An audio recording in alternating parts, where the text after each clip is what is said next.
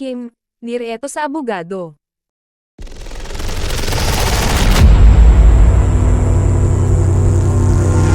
Trending sa X social media platform ang napusuan ni Michelle D na kadate na si Oliver Moeller sa Especially For You segment ng It's Showtime. Marami rin ang na-curious sa searcher from Cebu na isang Piolo Pascual lookalike at isang abogado.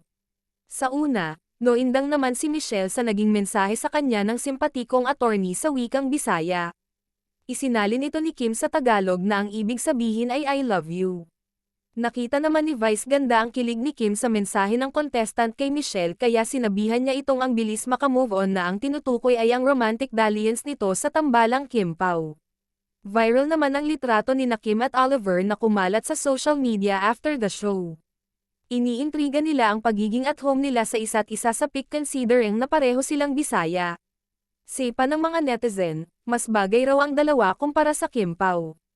Hirit pa ng iba, kung sakaling hindi raw mag-work ang date ni na Michelle at Oliver ay pwedeng ligawan ng abogado ang Chanita Princess. Ito ang ilan sa kanilang mga komento. Bagay, kaya pala Vice is making tukso bunot na kay Kim kahapon pa sila may moment ni Oliver, ba't ang dikit?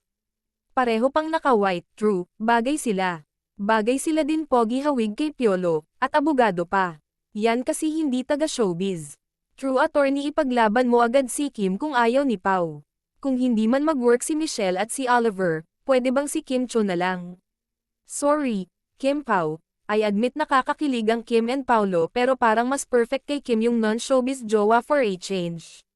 Pero ako lang naman to, mema lang ako. True, pangkilig lang talaga si Paolo pero kung pang forever ang hanap mas okay si Oliver.